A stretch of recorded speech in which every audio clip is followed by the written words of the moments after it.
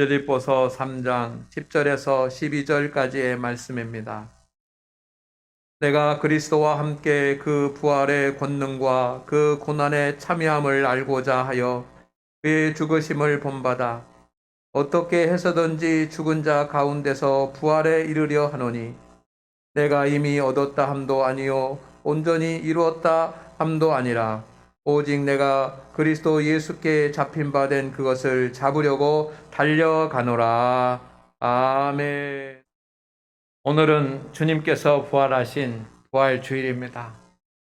부활의 주님의 은총이 여러분과 함께 하기를 주의 이름으로 축복합니다. 예수님께서 부활하셨으니 부활의 모든 은혜를 온전히 누리는 성도가 되십시다. 부활의 은혜를 누리는 것은 또한 온전히 누리는 것은 무엇일까요?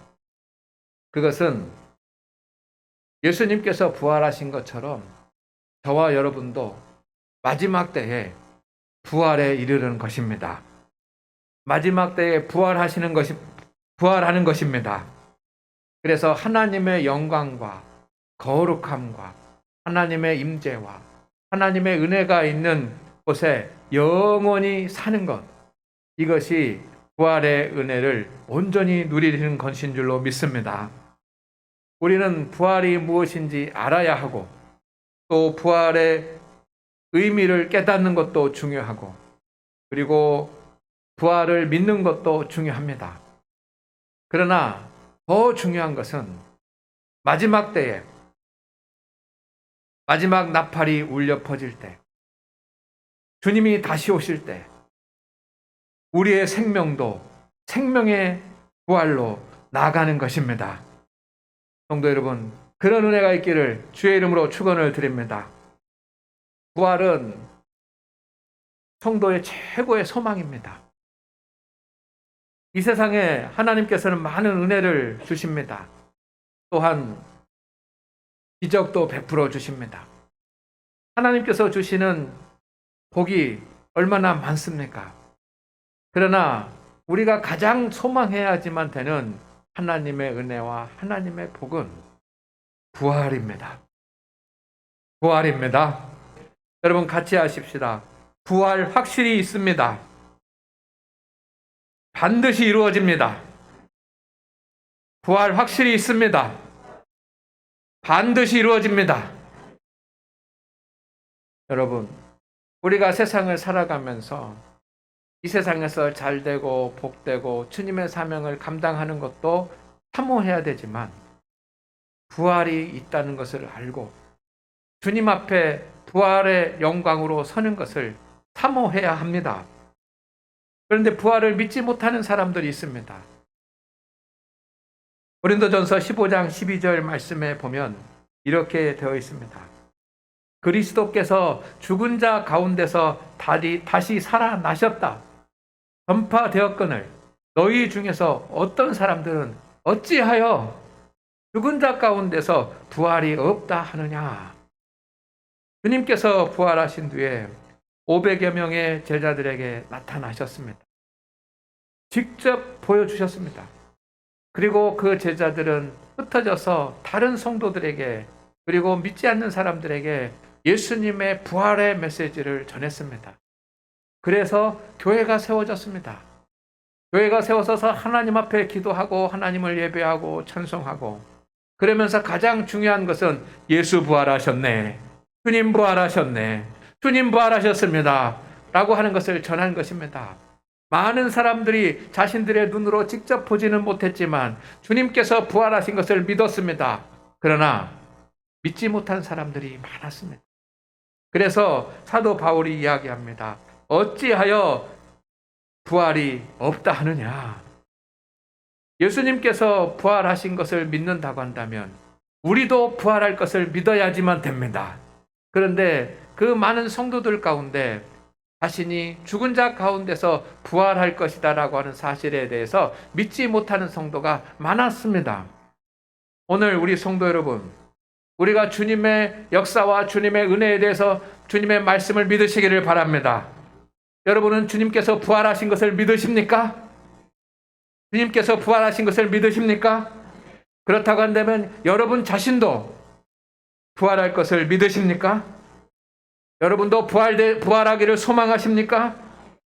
성도 중에 성경 말씀은 좋은 말씀으로 믿어지고 또 확신도 생기는데 부활을 믿지 못하는, 그리고 내가 부활할 것이다라고 하는 사실에 대해서 믿지 못하는 성도들이 의외로 많다라고 하는 그런 조사의 결과가 있습니다. 부활은 우리가 신앙생활하는 최고의 목표이고, 부활은 우리가 신앙생활을 열심히 해서 꽃 피워야지만 되는 꽃입니다. 우리 모든 성도 여러분, 우리가 주님 앞에서 온전히 믿음을 지켜서 주님 재림하실 때 우리 모두 꼭 부활에 이르시기를 주의 이름으로 축원을 드립니다. 예수님께서 부활하셨습니다. 이 예수님의 부활이 우리가 부활할 수 있는 성도의 부활의 근거가 되는 것입니다. 고린도전서 15장 21절 말씀에 사망이 한 사람으로부터 말미암았으니 죽은 자의 부활도 한 사람으로 말미암는도다. 죄가 이 땅에 들어왔습니다. 아담 한 사람을 통해서 우리가 죄인이 된 것처럼 예수 그리스도께서 십자가에 들려 죽으시고 장사되신 지 3일 만에 다시 부활하심으로 말미암아 우리 모든 성도들도 부활에게 이르게 되는 길이 열린 것을 믿으시기를 바랍니다. 주님께서 부활하신 모습을 500여 명의 형제들이 보았습니다. 주님께서 보여주셨습니다. 어떻게 보면 부활하신 예수님이 부활하시고 그대로 하늘로 승천하시고 이 세상에서의 공생의 사역을 마무리하셔도 될 일입니다. 그래도 구원받는데 아무 지장이 없습니다. 그러나 주님께서는 흩어진 제자들을 다 찾아다니시고, 그리고 12제자뿐만 아니라 500여 명의 예수님을 따랐던 그런 헌신적이었던 제자들에게 일일이 다 만나주시면서 내 창자국 만져봐라, 내 못자국 만져봐라 하시면서 주님께서 부활을 보여주셨습니다. 여러 가지 이유가 있겠지만 주님께서 부활하신 것을 확실히 믿고 우리도 부활할 수 있다라고 하는 것을 깨닫게 하시기 위함인 줄로 믿습니다. 주님께서 부활하심으로 말미암아 우리 모든 성도들도 부활할 수 있는 영광이 주어졌습니다. 전적으로 하나님의 은혜입니다. 여러분, 이 기회를 놓치시지 말기를 주의 이름으로 축원을 드립니다. 우리는 이 땅에서 100년, 200년, 300년 살고 싶지만 우리는 이 땅에서 그렇게 할 수 없습니다. 죽음이라고 하는 것이 찾아옵니다. 그러나 성도 여러분, 우리가 죽은 후에 부활한다라고 하는 것을 상상을 해보십시오. 여러분, 우리가 죽은 뒤에 다시 부활합니다. 이것을 상상해 보십시오. 얼마나 아름답고 얼마나 멋지고 얼마나 행복한 일입니까? 아멘입니까? 아멘입니까? 오늘 저는 여러분들이 이 부활의 아침에 이 사실을 감격적으로 생각하고 감동적으로 여길 수 있는 믿음이 회복되기를 소망합니다. 예수 그리스도께서 부활하시고 우리도 부활합니다. 주님께서 부활하셨고 우리도 부활할 것입니다. 고린도전서 15장 13절 말씀에 만일 죽은 자의 부활이 없으면 그리스도도 다시 살아나지 못하셨으리라 라고 말씀되어 있습니다. 예수님은 십자가에 달려 죽으시고 3일 만에 부활하셨습니다. 그리스도의 부활은 육체적인 부활입니다. 만질 수도 있었고 창자국도 있었습니다. 못자국도 있었습니다. 도마가 예수님의 창자국에 손가락을 넣어서 만져보지 않았습니까? 그리고 예수님은 제자들과 함께 식사도 하셨습니다. 그렇게 주님은 육체로 죽으셨다가 육체로 부활하셨습니다.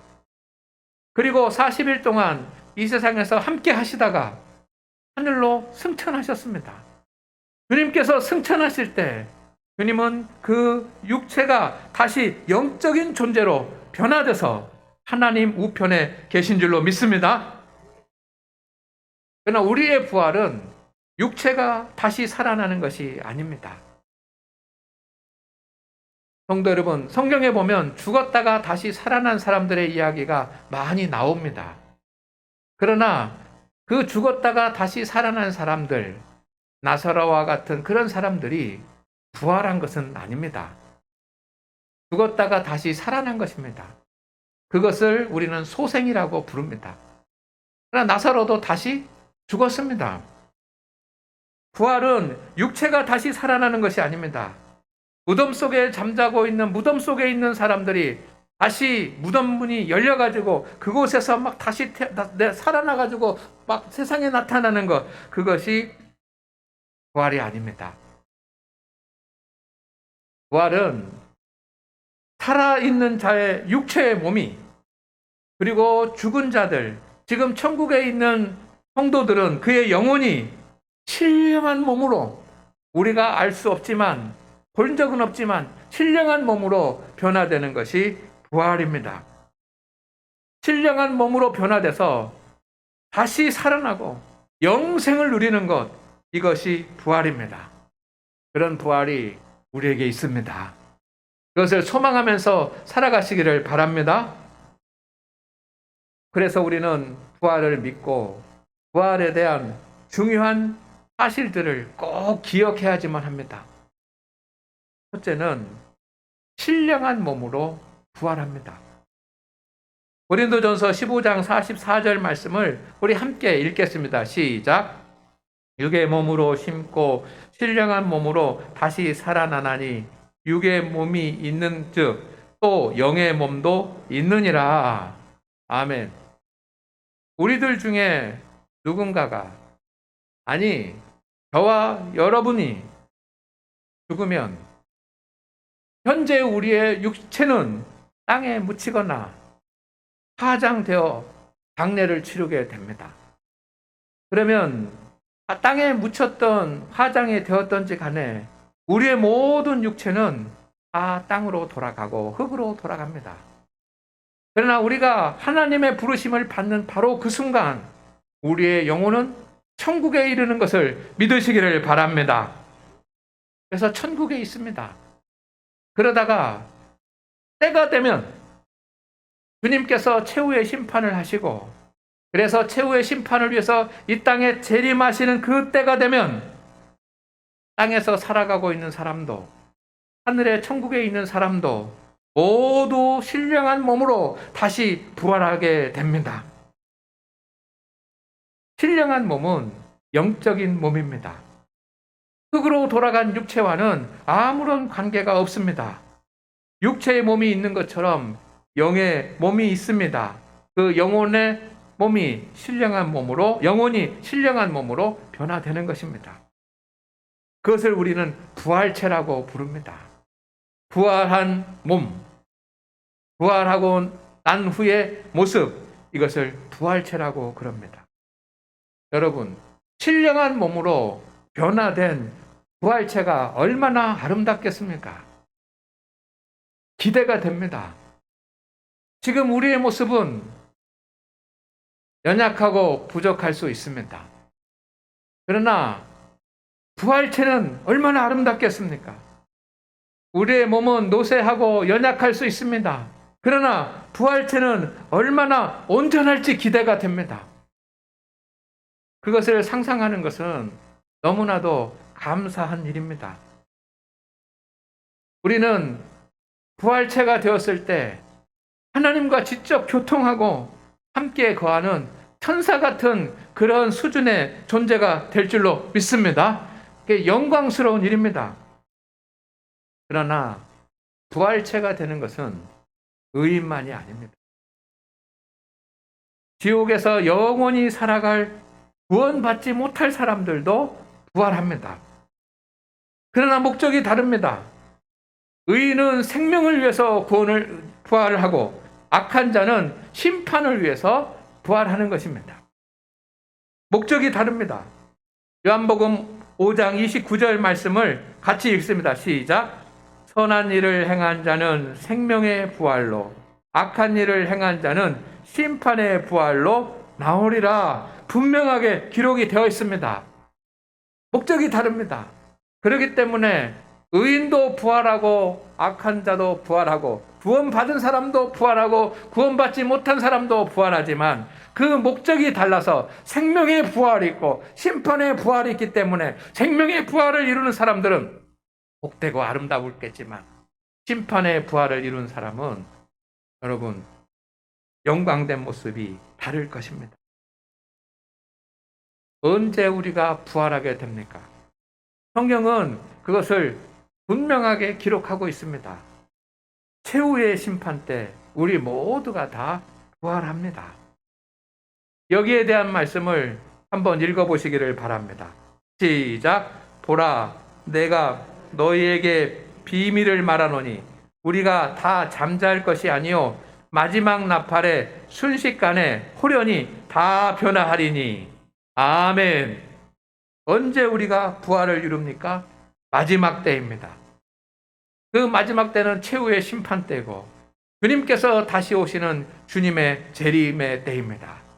그 순간 하늘에서 마지막 나팔 소리가 울려 퍼질 때 준비할 시간도 없이 대비할 시간도 없이 순식간에 호련히 모두가 다 변화될 줄로 믿습니다. 아멘입니까? 마르다도 이러한 사실을 알고 있었습니다. 마르다가 이르되 마지막 날 부활의 때에는 다시 살아날 줄을 내가 아나이다. 요한복음 11장 25절 말씀입니다. 나사로가 죽었습니다. 주님이 찾아오셨습니다. 살아나리라 라고 말씀하니 마르다가 말한 것입니다. 마지막 때 부활의 때에는 다시 살아날 것을 압니다. 그러면 이미 마르다는 부활의 때에 다시 모든 사람들이 살아날 것이라고 하는 사실을 알고 있었다는 이야기고 그것을 스스로 아는 것이 아니라 주님이 말씀으로 가르쳐 주셨다라고 하는 증거 아닙니까? 초대교회 성도들은 이 사실을 잘 알고 있었습니다. 성도 여러분, 마지막 때에 나팔이 울려 퍼질 때 우리의 몸이 영광의 몸으로 생명의 부활로 나타날 것을 믿습니다. 먼저는 그리스도 안에서 죽은 믿음의 성도들이 부활할 것이고 그 다음에 살아있는 땅에서 살아가는 사람들의 모습이 신령한 몸으로 변화될 것입니다. 데살로니가전서 4장 16절에서 17절까지의 말씀을 함께 읽겠습니다. 시작. 호령과 천사장의 소리와 하나님의 나팔 소리로 신이 하늘로부터 강림하시리니 그리스도 안에서 죽은 자들이 먼저 일어나고 그 후에 우리 살아남은 자들도 그들과 함께 구름 속으로 끌어올려 공중에서 주를 영접하게 하시리니 하여 우리가 항상 주와 함께. 아멘. 성도 여러분, 그렇습니다. 마지막 때에 나팔 소리가 울려 퍼지면 주님께서 재림하시고 계신데 공중에서 심판의 자리가 마련될 것입니다. 그때 이미 먼저 하나님의 부르심을 받은 천국에 있는 영혼들은 그들이 먼저 신령한 몸으로 변화돼서 이 공중에 임하게 되고 그 다음에 이 땅에서 살아가는 저와 여러분들, 이 땅에서 살아있는 자들이 변화돼서 구름 속으로 끌어올려서 그들과 함께 서게 될 줄로 믿습니다. 이렇게 변화돼서 심판대 앞에 서게 될 것입니다. 믿는 자는 영원한 삶을 얻지만 믿지 않는 자는 지옥에서 대가를 치르게 될 것입니다. 저는 그 모습을 설교를 준비하면서 상상을 해보았습니다. 주님께서 재림하시고 최후의 심판장이 열립니다. 그런데 먼저 하늘에 천국에 있는 영혼들이 신령한 몸으로 변화돼서 그 자리에 오고 그리고 이 땅에서 살아가는 사람들도 갑자기 호련히 순식간에 신령한 몸으로 변화돼서 그 자리에 서게 됐을 때 우리는 다 만나는 줄로 믿습니다. 다 만납니다. 다 만납니다. 그러면서 놀랐을 것입니다. 부활체가 되고 신령한 몸으로 부활한 자신들의 모습을 보면서 놀랐을 것입니다. 이게 어떻게 된 일이야? 이게 어떻게 된 일이야? 그리고 부모님도 만나고 형제도 만나고 조부모도 만나고 그렇게 사랑하는 사람들, 헤어졌던 사람들이 함께 만나면서 반가워가지고 끌어안고 악수도 하고 막 그럴 거라는 상상이 됩니다. 그래서 이 백보자 앞에서 심판을 주관하시는 주님이 심판을 해야지만 돼서 양과 염소로 갈라놓으셔야지만 되는데 거기에 부활해서 함께하는 성도들이 만나가지고 서로 인사하고 막 축하하고 그러길 바쁘라니까 주님이 이렇게 말씀하실 겁니다. 조용히들 하십시오. 자리에 앉으십시오. 지금 심판해야 될 것 시간입니다. 제가 말씀드린 것은 부활한 우리의 모습이 얼마나 아름답고 복되고 영광스럽고 멋질까라고 하는 것입니다. 어느 정도까지 되겠습니까? 어느 정도까지 우리의 부활한 모습이 부활체가 아름답고 영광스럽겠습니까? 성경은 천사같이 될 거라고 합니다. 마태복음 22장 30절 말씀입니다. 같이 읽습니다. 시작. 부활 때에는 장가도 아니 가고 시집도 아니 가고 하늘에 있는 천사들과 같으니라. 아멘. 세상에 살아갔던 그런 질서와 법과는 다 다르다는 겁니다. 장가도 없고 시집도 없습니다. 그 새로운 질서가 있는 것입니다. 그런데 한 가지 분명한 것은 뭐냐면 천사들과 같으리라.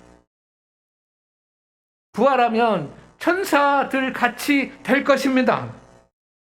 지금 우리의 모습과는 차원이 다릅니다. 지금 우리의 모습이 어떠하든지 부활체는 천사의 모습을 하고 있을 것입니다.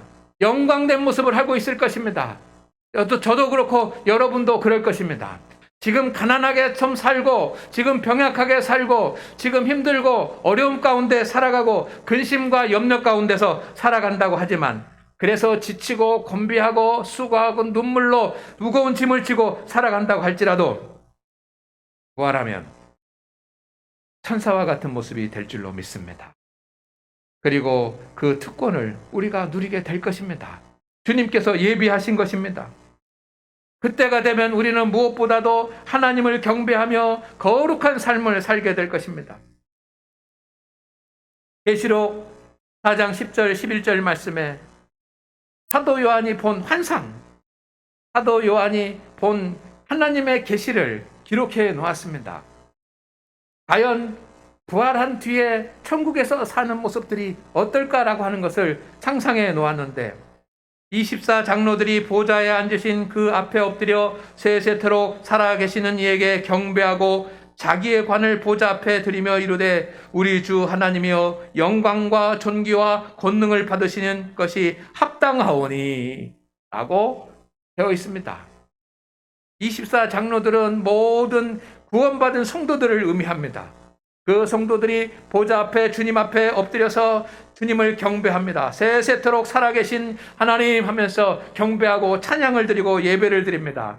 자기가 가지고 있는 생명의 면류관을 주님 앞에 드리면서 주님 영광과 존귀와 권능을 받으시옵소서라고 합니다. 주님을 예배하고 주님을 찬송하며 그 자리는 영광과 존귀가 있는 하나님이 임재하신 거룩한 자리입니다. 그곳에서 주님을 예배하며 찬송하며 주님과 교통하는 성도로 살게 될 것을 믿습니다. 그러나 심판의 부활로 부활한 악인들은 불못에 던져집니다. 요한계시록 20장 14절 말씀해 보면 사망과 음부도 불못에 던져지나니 이것은 둘째 사망 곧 불못이라. 누구든지 생명책에 기록되지 못한 자는 불못에 던져지더라. 불못은 지옥 아닙니까? 그곳에 이르지 못하는 것, 천국에 이르는 것, 불못에 들어가지 않는 것, 지옥에 들어가지 않는 것, 그것이 얼마나 감사하고 행복한 일인지 지금 사람들은 알 수 없을 것입니다. 그러나 그때가 되면 불못에 빠지지 않는 것이 얼마나 큰 축복인지, 얼마나 큰 영광인지 우리는 알게 될 것입니다. 성도 여러분, 부활절입니다. 우리가 부활을 아는 것도 중요하고, 부활을 믿는 것도 중요하고, 부활의 의미를 생각하는 것도 중요하고, 부활을 전하는 것도 중요하지만, 우리가 온전하게 믿음을 지켜서 주님 앞에 서는 날까지 믿음을 지켜서 마지막 때 부활할 때 생명의 부활체가 되는 것이 더 중요한 줄로 믿습니다. 그래서 사도 바울은 그것을 알았어요. 그래서 부활에 이르기 위해서 철저하게 준비했던 사람입니다. 그는 선교도 하고 전도도 하고 복음을 가르치기도 하고 그리고 여러 가지 일들을 주님을 위해서 했습니다. 그러나 그는 평생을 살아가면서 부활의 때를 준비하고 자신의 부활을 준비한 사람이었습니다. 오늘 본문 말씀해 보니까 그는 부활에 이르겠다라고 하는 강한 영적 소망을 가지고 있었습니다. 11절 말씀을 보십시오. 같이 읽습니다. 시작. 어떻게 해서든지 죽은 자 가운데서 부활에 이르려 하려니. 아멘. 누구 이야기입니까? 자기 이야기입니다. 자기 이야기. 이렇게 성령 충만하고 손수건만 만져도 병자를 낫게 하는 그런 성령의 권능을 가지고 있고 말씀을 전하면 그 말씀이 성도들에게 감동을 주고 많은 사람이 회개하고 돌아서게 하는 그런 능력을 가지고 있는 사도 바울도 소망이 있네. 내가 할 수만 있다면 수단과 방법을 가리지 않고 어떻게 해서든지 죽은 자 가운데서 부활에 이르려 하노라. 내가 죽고 난 뒤에 부활에 이르는 것이 소망이라고 그렇게 소망하는 것입니다. 여러분, 그런 소망이 여러분 가운데 있기를 주의 이름으로 축원을 드립니다. 우리는 부활합니다. 새로운 신령한 모습으로 변화되어 천국에서 영생을 누리며 살 것을 믿습니다. 부활 후의 모습을 상상해 보십시오. 얼마나 감사하고 기쁘고 복된 일입니까? 영광스러운 일입니까? 세상에서 그 어떤 것도 감당할 수 있지 않겠습니까? 부활은 세상에서 그 어떤 부귀와 영화도 바꿀 수 없는 그것입니다. 오늘 우리 성도 여러분 반드시 부활에 이르시기를 주의 이름으로 축원을 드립니다. 축원을 드립니다. 구원 열차 타고 끝까지 가십시다.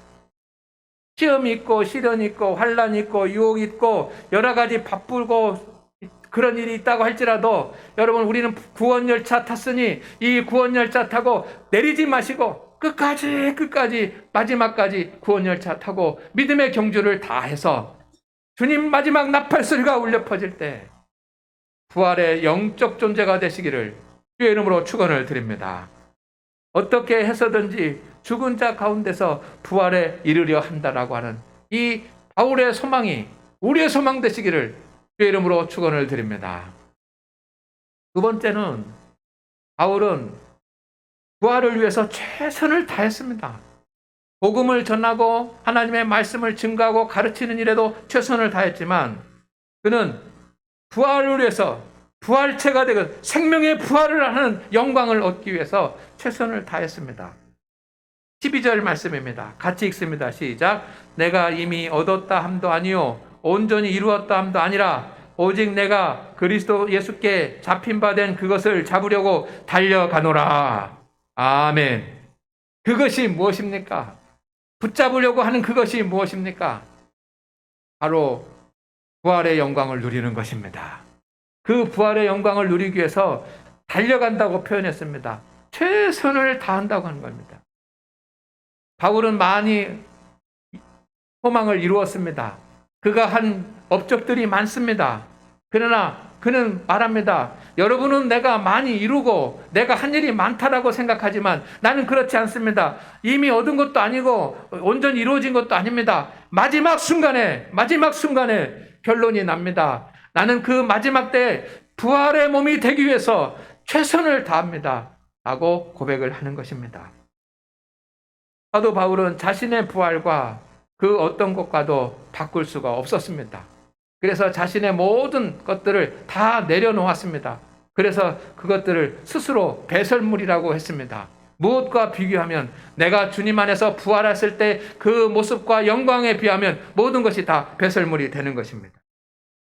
그리고 오직 부활을 위해서 최선을 다하는 믿음의 삶을 살았습니다.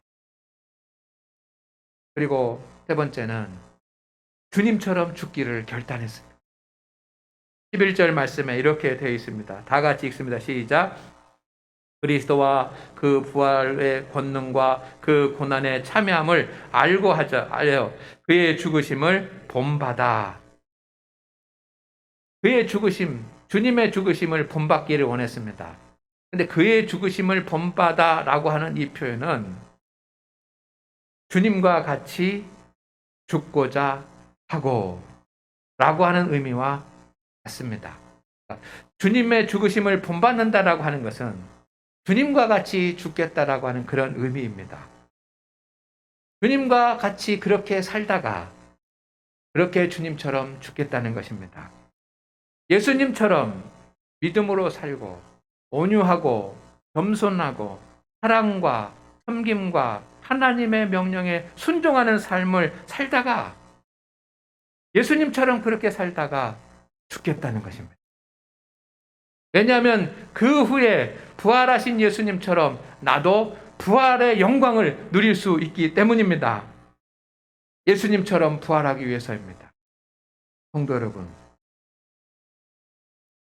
우리 모두 부활이 사실이고 우리가 부활할 것을 믿으십니까? 그렇다고 한다면 주님의 나팔이 울려 퍼지는 그 마지막 때에 심판의 부활이 아니라 생명의 부활을 이루는 성도들이 되시기를 바랍니다. 세상의 마지막 나팔이 울려 퍼지고 주님 오실 때가 있습니다. 꼭 부활에 이르는 성도 되시기를 주의 이름으로 축원을 드립니다. 마지막 때 하나님의 나팔 소리가 울려 퍼질 때 여러분 부활의 꽃으로 우리 모두 부활의 꽃으로 피어나서 그때 함께 만납시다. 하나님 아버지, 주님께서 부활하신 복된 부활입니다. 부활을 누리는 성도들이 되게 하여 주옵소서. 마지막 때에 주님 우리 모두 부활의 꽃으로 피어나게 하여 주옵소서. 우리 장안교회에 속해 있는 모든 성도들이 부활의 신령한 몸을 덧입을 수 있도록 인도하여 주시옵시고 그때까지 주님과 같이 죽고자 했던 사도 바울처럼 예수님처럼 살다가 최선을 다하다가 하나님의 부르심을 받게 하시고 주님 그 후에 부활의 영광을 누리는 성도들이 되게 하여 주옵소서. 이 세상을 사는 동안 시련도 있고 환난도 있고 어려움도 있지만 주님 부활할 우리의 영광의 순간에 비교하면 아무것도 아니오니 주님 감당하고 인내하고 이길 수 있는 능력을 주셔서 승리하게 하여 주옵소서. 예수님의 이름으로 기도드립니다. 아멘.